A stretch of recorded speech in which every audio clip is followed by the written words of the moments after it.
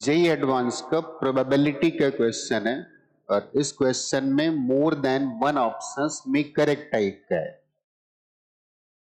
उसने दिया है P A is greater than 0 but less than 1, P B is greater than 0 less than 1, और एक कंडीशन और दे दी है।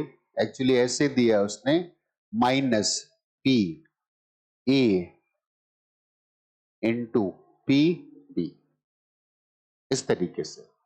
अब चेक करने हैं कि इन चार ऑप्शंस में कौन कौन से ऑप्शंस करेक्ट होंगे। Clear? A option, B option, C option, D option, right. तो सबसे इंपॉर्टेंट पार्ट था ये वाला स्टेटमेंट। हमें एक चीज पता है कि P A union B is equal to P A plus P B minus P A intersection B. यहां पे पी ए इंटरसेक्शन बी की जगह क्या लिखा है? P A into P B. यहां से कंक्लूजन आ गया कि पी ए इंटरसेक्शन बी, इसकी वैल्यू इसने हमें दे दी है कितना? P A into P B. और ऐसा कब होता है? ऐसा होता है कि जब इवेंट्स इंडिपेंडेंट होते हैं। तो हमें ये कंक्लूजन मिल गया कि A and B are independent. अच्छा, एक बात और क्लियर रखना, इंडिपेंडेंट इवेंट और म्यूचुअली एक्सक्लूसिव या डिसजॉइंट इवेंट दो अलग अलग होती है, राइट। इंडिपेंडेंट का मतलब ये नहीं कि हम उसका वेन डायग्राम बनाएंगे और उसमें कोई इंटरसेक्शन नहीं आएगा। इंटरसेक्शन आ सकता है, हाँ। म्यूचुअली एक्सक्लूसिव है तो फिर कोई इंटरसेक्शन नहीं आएगा। इंडिपेंडेंट इवेंट्स हैं कि एक वैल्यू नॉन जीरो एग्जिस्ट कर रही, इसका मतलब वेन डायग्राम में ऐसे नहीं सोचना चाहिए कि इंडिपेंडेंट है तो कोई इंटरसेक्शन नहीं आएगा। यहाँ पे इंटरसेक्शन आ रहा है और उस इंटरसेक्शन की वैल्यू भी नॉन जीरो आ रही है। तो इंडिपेंडेंट में बहुत लोग कंफ्यूज रहते हैं कि नहीं इंटरसेक्शन नहीं होगा। इंटरसेक्शन नहीं होगा मतलब म्यूचुअली एक्सक्लूसिव हो गई, ठीक है ना। ओके, अब आते हैं चारों ऑप्शंस में। तो पहला और चौथा ऑप्शन एक जैसे दिख रहे हैं, A has occurred then find the probability of B, और ये B has occurred then find the probability of A. तो मैं सबसे पहले इसको चेक कर लेता हूं कि P B A, P B A, इसको क्या लिख सकते हैं? P B intersection A divided by P A, और इंडिपेंडेंट इवेंट्स है तो इसको लिख सकते हैं P B into P A divided by P A, and this value is equal to P B. इसका मतलब जो पहला ऑप्शन था वो इनकरेक्ट हो गया। अब दोनों एक जैसे, दोनों एक साथ सॉल्व कर लेते हैं ना। अब आते हैं नेक्स्ट, वहां से देख के सीधे बोल सकते हो कि नेक्स्ट का आंसर क्या आएगा, बट स्टिल चेक कर लेते हैं, राइट। पी ए बी, इसका मीनिंग क्या है? P A intersection B divided by P B, और इंडिपेंडेंट थी तो इसको क्या लिख सकते हैं? P A into P B divided by P B. ये पी बी कैंसिल हो गया and this is P A. इसका मतलब चौथा जो ऑप्शन था वो करेक्ट हो गया, ठीक है ना। ए और ए रॉन्ग हो गया, डी करेक्ट हो गया। अभी बी और सी हमें और चेक करना है, राइट। अब आते हैं बी वाले पार्ट पर, P A prime minus B prime, और उसको चेक करना है कि क्या इसके बराबर, राइट। तो पहले मैं उसको लिख देता हूं कि P A prime minus B prime, P A prime minus B prime. पहले तो इसका मतलब समझते हैं कि इसका मीनिंग है क्या। ए प्राइम माइनस बी प्राइम, ए का मतलब है कि कोई एलिमेंट ए सेट में होंगे, ठीक है ना।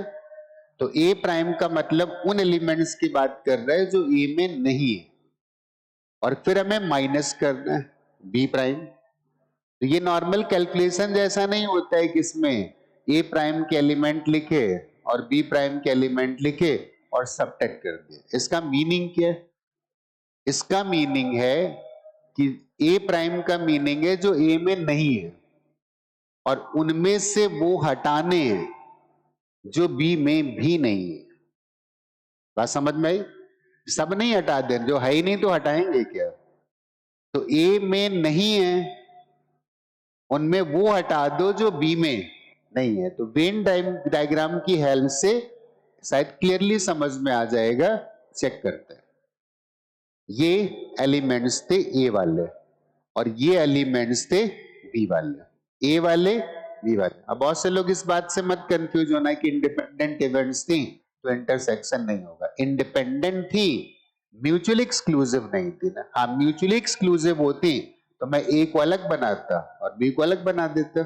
इंडिपेंडेंट है, इंटरसेक्शन भी आ सकता है, राइट।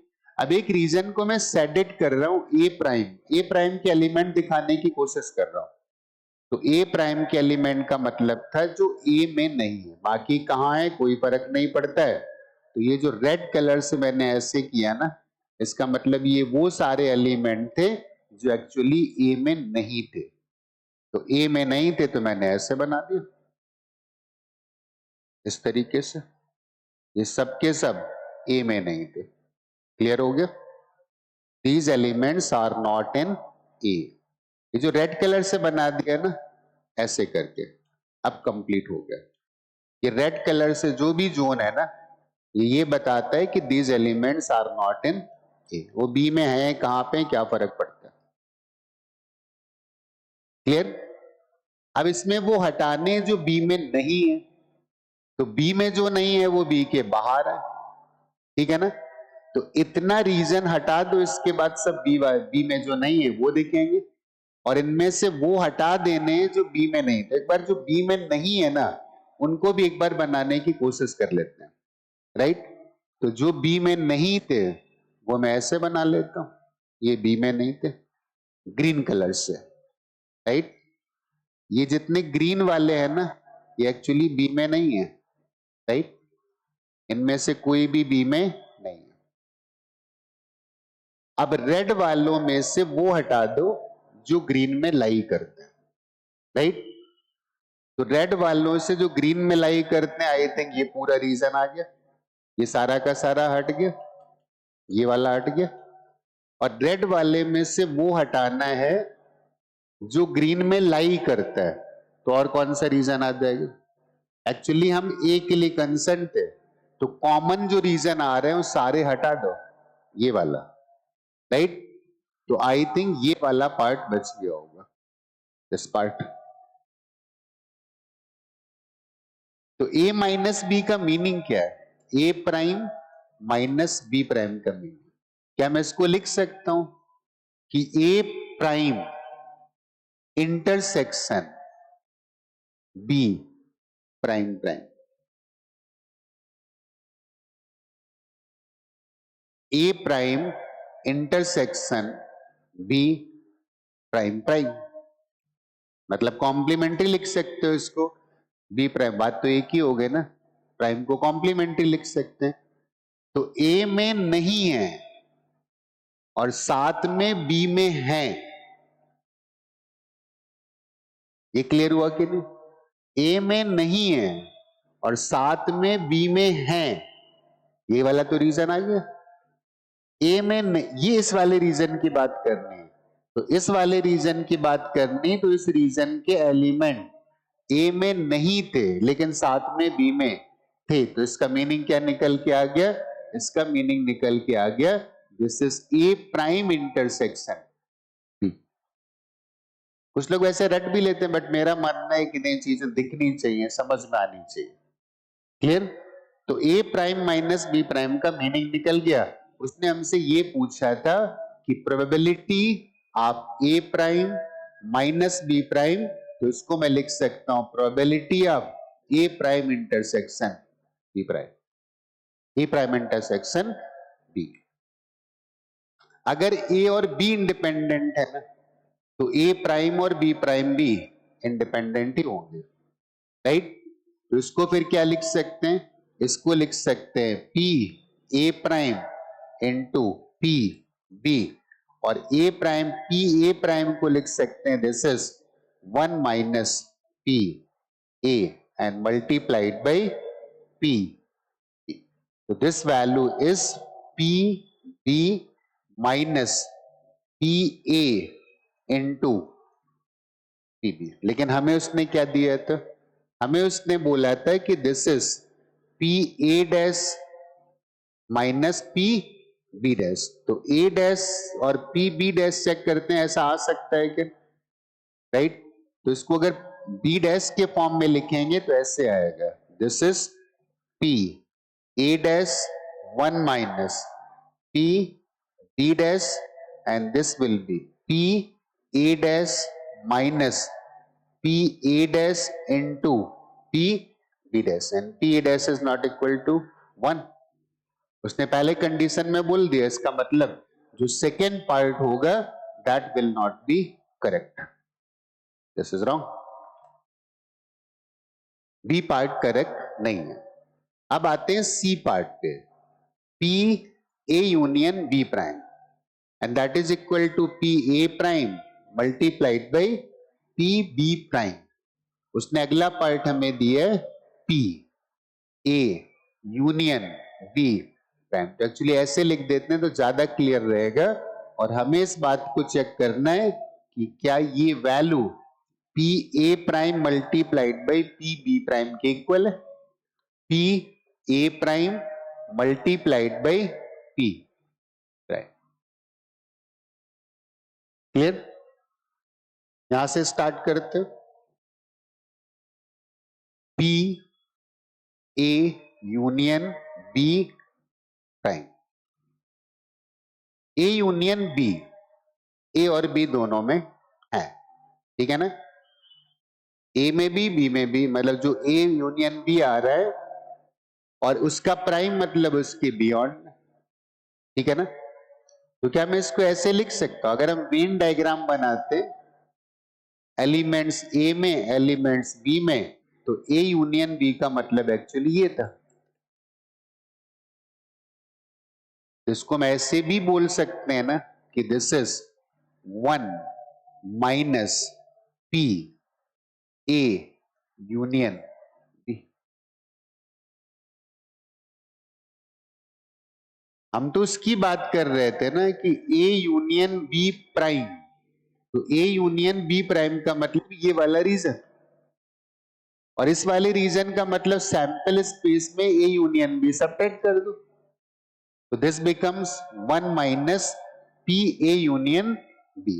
और फिर मैं लिख सकता हूं ए यूनियन बी का मतलब है P A plus P B minus P A intersection B, और वो हमें बोल चुका है कि ए बी इंडिपेंडेंट है, तो 1 minus P A plus P B minus P A multiplied by P B. इसको ऐसे क्यों लिखा, वो तो उसने क्वेश्चन में दिया था इंडिपेंडेंट है।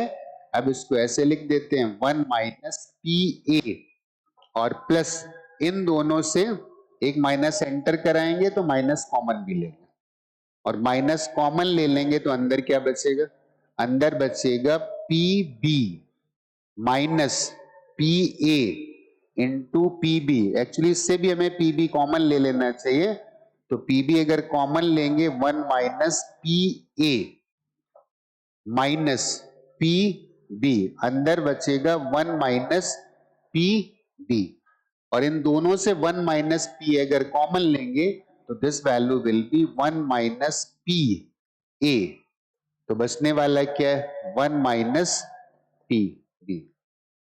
1 में से ए के होने की प्रोबेबिलिटी अगर सब्ट्रैक्ट कर देंगे ना तो ये ए के न होने की प्रोबेबिलिटी आ जाएगी, और 1 में से बी के न होने की, बी के होने की प्रोबेबिलिटी अगर सब्ट्रैक्ट कर देंगे तो ये बी के न होने की प्रोबेबिलिटी आ गई, this is P B prime.